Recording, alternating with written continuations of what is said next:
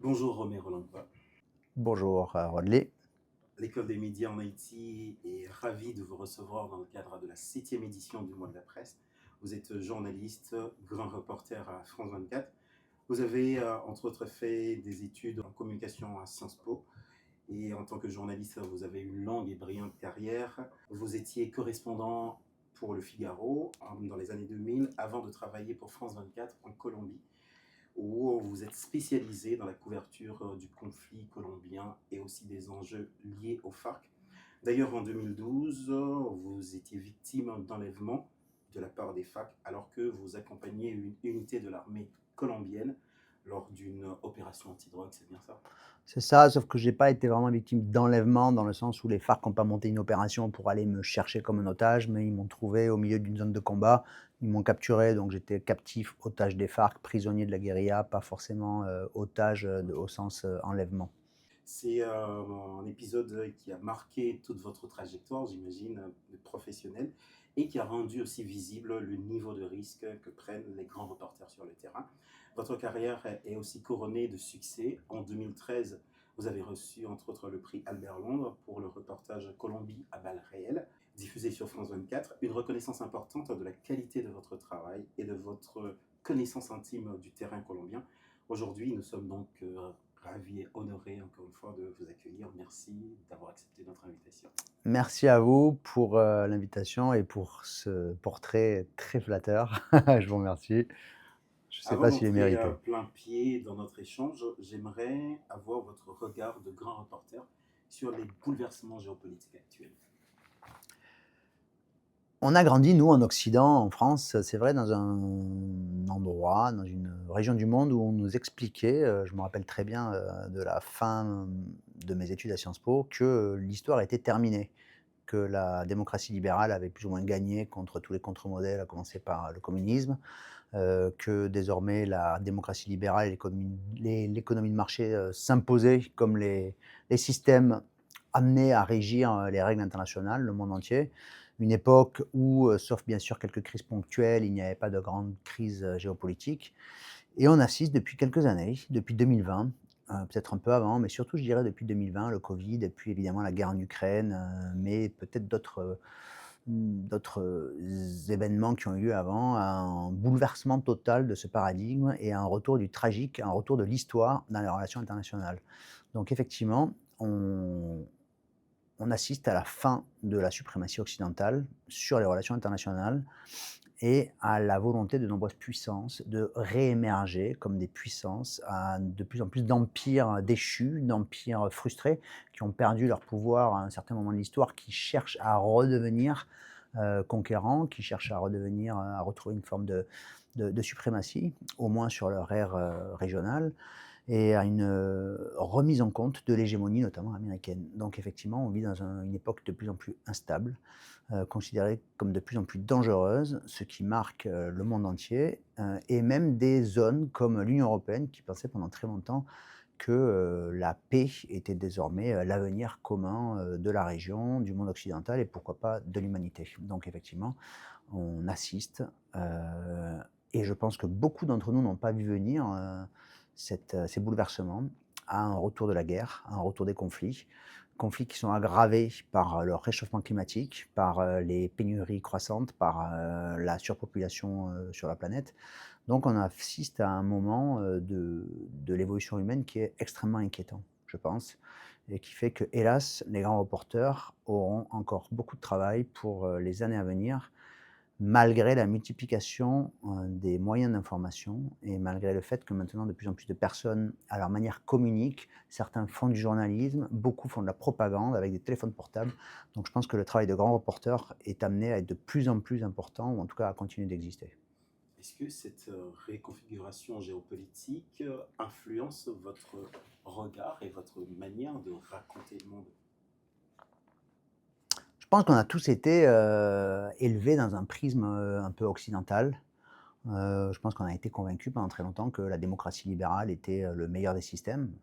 Je pense que personnellement, je continue à être très attaché à la démocratie, à la liberté, à l'égalité, au droit, à l'état de droit, au droit international également. Mais plus on voyage, plus on voit des gens qui cherchent à remettre ces valeurs en question et parfois on peut les comprendre aussi. Là évidemment la démocratie libérale a des gagnants, a aussi eu beaucoup de perdants et on peut tout à fait comprendre la frustration, de certains peuples, de certains pays, de certaines populations qui n'ont pas tiré, bénéfice de l'ordre, occidental qui s'est imposé après, la fin de la 2e guerre mondiale. Donc forcément quand on travaille et quand on voit les bouleversements actuels en cours, on ne peut qu'essayer de comprendre les choses. Donc je ne sais pas si ça met nos manières de travailler en cause. On essaie toujours de continuer à décrire le plus fidèlement possible, la réalité, d'essayer de donner la voix à tout le monde, d'essayer de faire preuve de compréhension, d'empathie, d'essayer de porter un peu tous les discours. Mais forcément oui, on est à une époque où, ces croyances, parce que je pense que d'une certaine manière il s'agissait de croyances en tout cas, sont de plus en plus remises en question et on doit essayer de réfléchir à ça et de travailler à ça et intégrer aussi ce logiciel dans nos productions, je pense. À présent, j'aimerais faire un petit focus sur votre carrière de journaliste. Dites-nous comment tout a commencé pour vous et pourquoi le journalisme comme choix de carrière. Moi, j'ai toujours voulu être journaliste, en tout cas depuis que je suis, jeune ou adolescent. Ma jeunesse a été bercée par, beaucoup de lectures, des BD de Spirou et Fantasio, de grands journalistes, de Tintin Reporter, Les aventures de Tintin et Milou. J'ai lu beaucoup de livres, de d'aventures, de voyages. J'ai toujours été très curieux. Je pense que j'ai toujours eu un petit côté rebelle aussi et que donc j'ai toujours voulu raconter les histoires des autres, dénoncer les les injustices et les inégalités dans le monde et je pense que clairement, c'est un peu cette vision un peu, on va dire, optimiste et un peu, je ne sais pas si militante, mais en tout cas engagée, qui a présidé à ma volonté de devenir un jour journaliste. Donc c'est vrai que j'ai toujours voulu faire ce métier et que j'ai choisi des études qui pourraient me permettre de devenir journaliste. C'est pour ça que j'ai décidé de faire Sciences Po. J'ai eu la chance de passer le concours. Je n'ai pas fait d'école de journalisme après parce qu'en fait, au bout d'un moment, les études, j'avais pas envie de faire de longues études. J'avais surtout envie de découvrir le monde, de me frotter au terrain et puis d'apprendre sur le tas. Donc c'est ce que j'ai fait assez tôt en partant, travailler en Colombie. Et vous avez découvert et exploré plusieurs terrains comme grand reporter. Et à quel moment devient-on grand reporter dans sa carrière et comment on le devient d'ailleurs? Alors je pense qu'on est très vite grand reporter. En fait, grand reporter, il faut savoir que, c'est surtout une catégorie, économique et professionnelle. C'est-à-dire que le grand reporter, c'est pas un grand reporter, c'est un reporter. C'est un reporter, c'est quelqu'un qui fait du reportage. Quand on est grand reporter, parfois, c'est parce qu'on fait beaucoup d'international, on a peut-être plus d'expérience. Moi, je commence à avoir C'est quelques presque années, un titre honorifique, quoi. c'est pas un titre, même une catégorie professionnelle, hein, dans notre en France, en tout cas. Donc un grand reporter, c'est d'abord un reporter. Moi, je suis membre du prix Albert Londres, que j'ai eu en 2013 et souvent on dit que le grand reportage commence au coin de la rue, qu'on peut faire du grand reportage, ici à Issy-les-Moulineaux, dans le 93, dans le centre de Paris, on peut faire du grand reportage. Donc heu, donc voilà, il y a pas un moment où on est devenu grand reporter. Pour ma part, comme j'ai commencé à faire de l'international, alors que j'étais correspondant en Colombie, j'ai tout de suite couvert, des actualités, parfois tragiques, liées au conflit armé colombien, liées à la guerre des FARC, des narcos comme, vous le rappelez tout à l'heure. Donc très tôt, j'ai commencé à faire du grand reportage. Mais voilà, le grand reportage, c'est du reportage. Il y a des mauvais grands reportages, il y a de très mauvais grands reportages et il y a, d'excellents, petits reportages «de proximité» entre guillemets. D'ailleurs au prix Albert Londres par exemple, l'année dernière, on a décerné le prix, à une journaliste qui travaillait pour un quotidien français, qui, ne faisait pas de grands reportages au sens international du terme, qui faisait surtout de la chronique judiciaire. Elle faisait de l'excellent reportage dans les rues, dans les rues des villes de France, dans les, palais de justice français. Elle faisait des reportages absolument magnifiques et elle a gagné le prix avec, sans jamais prendre un avion, par exemple. Maintenant, plongeons-nous dans votre quotidien de grand reporter. Racontez-nous une journée de terrain. Comment ça se Une passe? journée de terrain, souvent ça commence très tôt, très, très tôt et ça finit très, très tard. Je pense que c'est à peu près la seule constante et après, en tout cas pour ma part, et après ça va dépendre des terrains. Ça va dépendre des terrains, ça va dépendre de ce qu'on couvre, ça va dépendre où on travaille, ça va dépendre de ce qu'on fait aussi. Hem parfois on part en news, à France 24. Quand on part en news, on va devoir faire beaucoup de directs, faire des petites images, des petites interviews, essayer d'envoyer un maximum de ces images, en temps réel pour alimenter l'antenne, pour alimenter la chaîne. On va faire plusieurs directs par jour. Ensuite, on va essayer l'après-midi d'aller tourner un sujet, de le monter la nuit, de l'envoyer au milieu de la nuit, le lendemain refaire en direct. On produit, en temps réel et on envoie et on diffuse en temps réel. Ça, c'est ce qu'on appelle l'émission news à France 24. On fait aussi beaucoup, en tout cas moi je fais de plus en plus, j'ai toujours fait beaucoup de missions mag. Donc très souvent je pars et pendant, on va dire 15 jours, je filme tout ce que je peux. Donc j'essaie de construire des histoires au fur et à mesure, j'essaie de travailler des séquences, de trouver des sources, de trouver des personnages et de passer un maximum de temps avec ces personnages. C'est des moments où je vais pas diffuser, je vais être très peu en contact avec la rédaction, je vais pas apparaître à l'antenne, je vais pas envoyer d'images, je vais stocker tout ce que je peux, essayer de construire une histoire qu'ensuite je vais, monter une fois que je serai de retour à Paris. Et là, je vais monter ces images, je vais dérusher, je vais monter et je vais monter un film, ou un reportage qui sera beaucoup plus long, qui peut faire 12 minutes, 26 minutes, 52 minutes, ça dépend de la commande, ça dépend de la matière, ça dépend de l'importance du sujet, ça dépend de beaucoup de choses. En tout cas, voilà, c'est des journées qui sont très chargées. On a très souvent une certaine fatigue physique et le cerveau est en sur-régime, c'est-à-dire on réfléchit en permanence au reportage. On dort, on pense aux personnages qu'on a interviewés, comment on va les retrouver. Donc il n'y a pas de place pour autre chose. En tout cas, moi, tel que je fonctionne, quand je suis en reportage, on est beaucoup d'entre nous, je pense qu'on est pareil, on est des machines.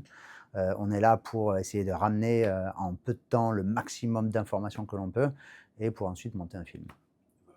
Vous avez exploré beaucoup de terrain, mais quelle est l'expérience de terrain qui vous a le plus marqué et en quoi elle se diffère des autres, je veux dire? L'expérience qui m'a le plus marqué, c'est forcément mon expérience, en Colombie en 2012 quand j'ai été capturé par les FARC, parce que j'ai été blessé par balle, parce que j'ai vu beaucoup d'hommes, mourir juste à côté de moi. Ça a été très dur, ça a été très traumatisant. Ensuite, ça a continué avec un enlèvement, avec en tout cas une détention dans la forêt qui a duré, 33 jours, puis une libération avec la Croix-Rouge, les politiques et cetera. Donc forcément, c'est l'expérience qui m'a le plus marqué. Hem et après toutes les expériences de reportage sont marquantes. Toutes les reportages sont marquantes. J'étais en Haïti, dernièrement. J'ai été très marqué par, mon expérience de terrain en Haïti où j'ai pu aller, beaucoup dans les zones, qui sont, ou contrôlées par les gangs ou des zones qui sont, en dispute. J'ai fait des reportages qui m'ont beaucoup marqué, beaucoup, en Syrie, du côté kurde, pendant les années, 2013, 2019. J'y suis allé, une dizaine de fois, donc j'ai fait beaucoup de reportages sur la lutte contre l'État islamique. J'ai travaillé en Ukraine, ça m'a aussi énormément marqué. Tous les reportages sont marquants, d'une manière ou d'une autre. Mais, voilà, parmi les expériences récentes qui m'ont le plus marqué, Haïti, alors la Colombie, voilà, ça commence à dater, ça a maintenant, 13 ans. Haïti. Haïti m'a beaucoup, beaucoup marqué, pour la difficulté à travailler, pour, la beauté, l'intelligence, la gentillesse des gens que j'ai côtoyés au jour le jour, la force et le courage des populations civiles que j'ai pu rencontrer. Donc, Haïti, ouais, c'est un pays qui m'a beaucoup, beaucoup marqué, que je connaissais, déjà en 2004, puisqu'en 2004, j'avais, couvert la chute d'Aristide. Je m'étais promis de retourner en Haïti et j'y suis revenu 20 ans plus tard.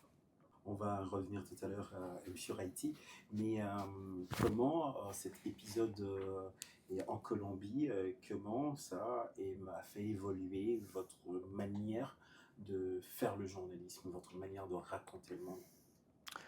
Je pense pas qu'elle ait changé, grand-chose de fondamental dans ma manière de travailler. Je pensais que peut-être, au terme de cette histoire, j'allais travailler différemment, j'allais plus faire les mêmes choses, j'allais couvrir des sujets différents, mais en fait, passer, on va dire, le retour, à la liberté, le retour en France, les problèmes, médicaux aussi que j'ai eus, puisque j'étais blessé au bras, donc il a fallu pas mal de temps pour, récupérer un bras.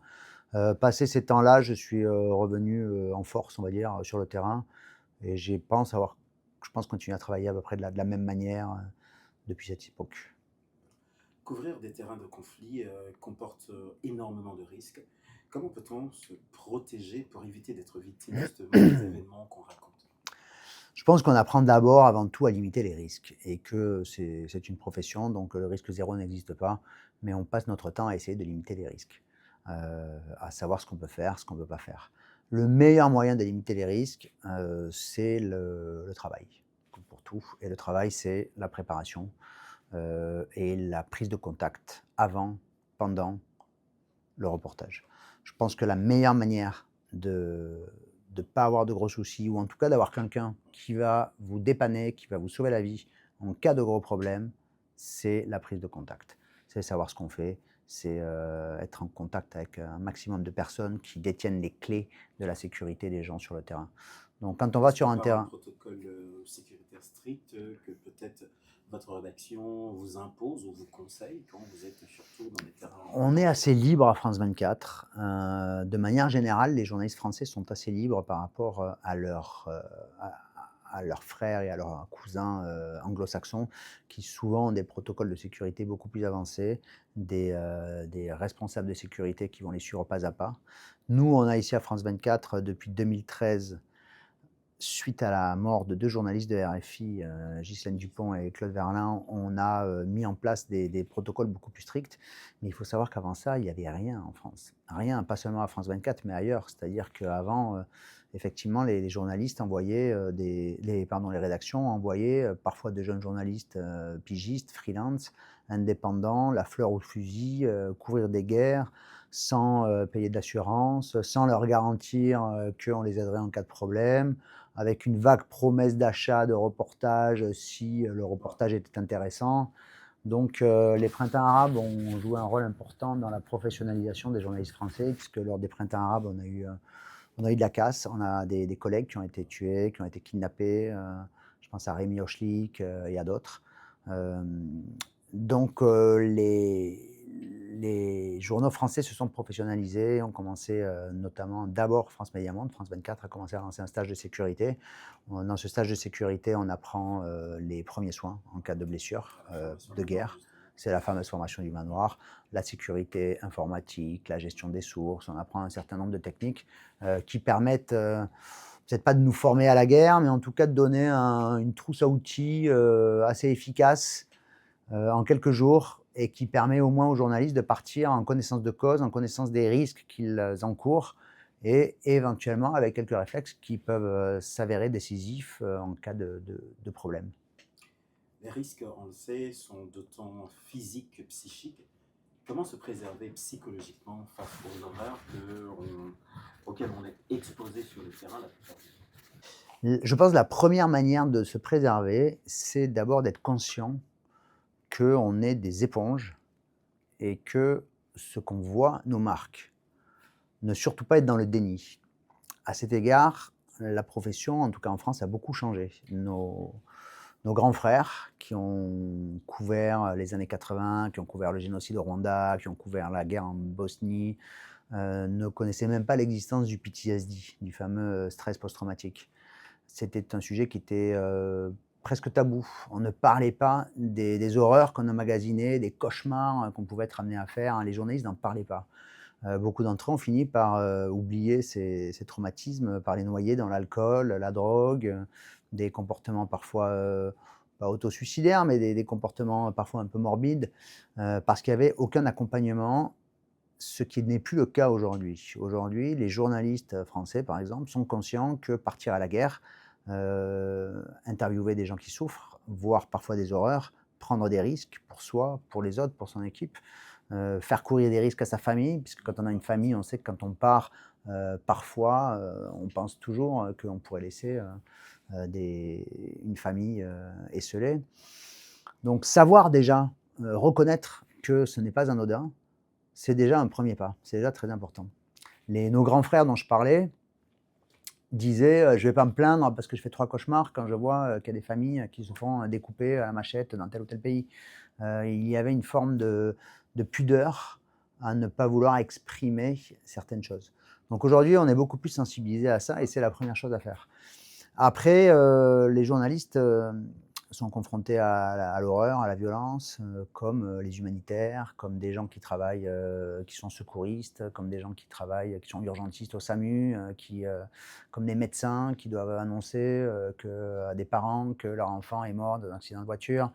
Moi, je pense que les journalistes ont une «chance» entre guillemets, c'est que ce qu'on voit, on l'absorbe, on le digère, on le travaille, que ce soit en montant un reportage, que ce soit en écrivant un article, et on le recrache. Donc on prend des choses parfois très dures pour essayer d'en faire quelque chose, d'en faire une production. Et en plus, dans la manière qu'on a de travailler, on essaie pas parfois et même tout le temps, de trouver la lueur d'humanité et la beauté qu'il peut y avoir dans un monde horrible. Très souvent, quand on va couvrir des conflits aussi, c'est pas pour voir des horreurs, c'est parce qu'au milieu du conflit, on trouve toujours des gens absolument extraordinaires, qui ont un courage, qui vous inspire, qui ont une force, une intelligence, parfois un humour. Dans la guerre, il y a beaucoup d'humour. Enfin, il y a les gens chacun a ses manières de se protéger, donc l'humour peut en être une. Donc ce sont des moments où on rencontre, voilà, des gens, très forts, les liens qu'on va tisser avec les gens qu'on rencontre, les gens avec qui on travaille, souvent les fixeurs sur le terrain, les journalistes locaux sur le terrain sont parfois des liens très forts.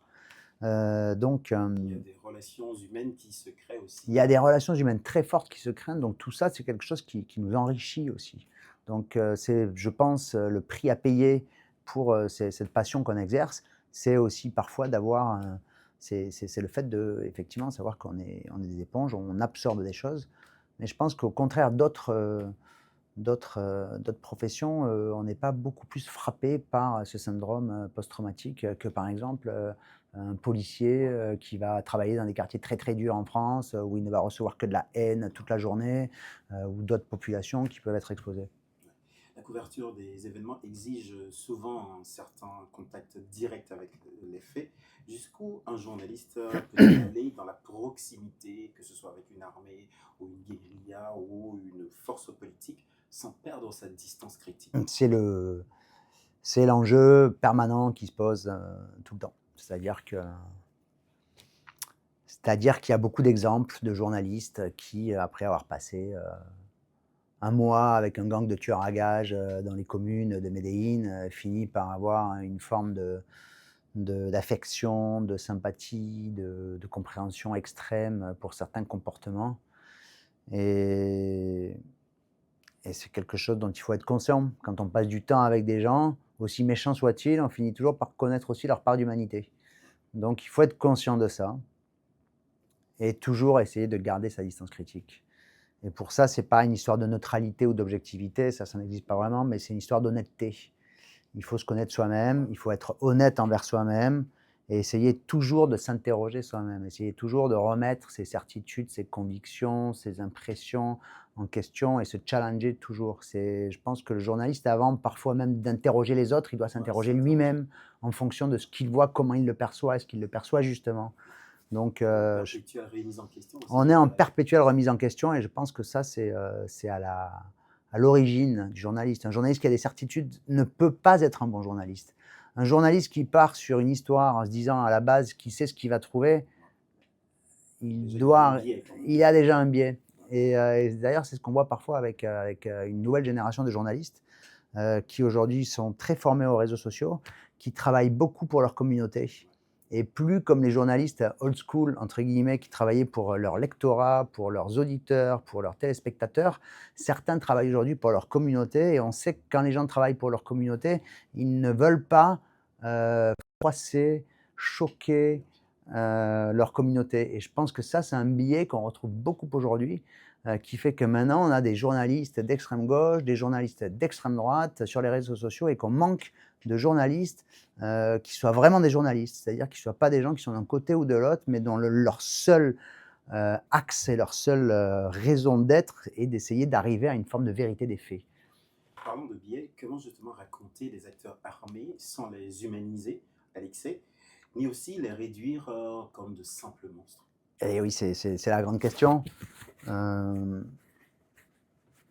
alors là encore, déjà, je pense que le travail, c'est fondamental. C'est-à-dire plus on est documenté, plus on travaille sur quelqu'un, plus on va arriver à saisir telle ou telle personne dans toute sa complexité, telle ou telle situation dans toute sa complexité. On prend le cas d'Haïti,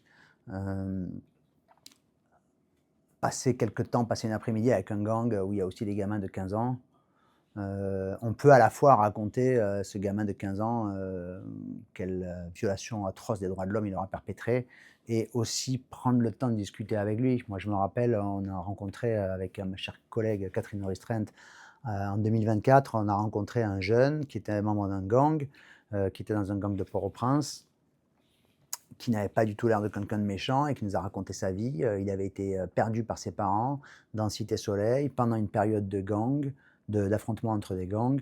Il s'était retrouvé à la rue, ses parents avaient été déplacés, il n'avait jamais retrouvé ses parents. Il a fini par être adopté par un gang qui lui a donné le gîte et le couvert pendant quelques temps. Aujourd'hui, cet enfant a été tué. Enfin, cet enfant, c'était un adolescent. Aujourd'hui, il a été tué dans des affrontements avec la police. Voilà, c'est un membre d'un gang, mais c'est d'abord un gamin de 15 ans qui a perdu ses parents. Donc arriver à raconter les histoires des gens, arriver à raconter la vérité des gens, je pense que c'est ça qui permet d'avoir de la nuance toujours. Et juste, je rajouterais quelque chose, c'est qu'on s'est beaucoup interrogé sur Haïti, parce qu'on a vu que parfois les membres de gang étaient utilisés de manière avec parfois héroïsée, ou parfois on les présentait avec une certaine empathie, ou on a même entendu certains journalistes parler de Robin des Bois en parlant de certains grands chefs de gang très connus. Nous, on s'était fixé avec Catherine une obligation, c'était que chaque fois qu'on rencontrait un gang, on allait aussi porter la voix des victimes de ce gang. Donc là encore, c'est le travail. Accéder à un gang, c'est une chose, ça demande du travail, mais après, essayer de faire une enquête pour trouver qui sont les victimes de ce gang, où elles se trouvent, comment les rencontrer, comment les approcher, là, ça demande encore plus de travail, et c'était quelque chose qui nous paraissait fondamental.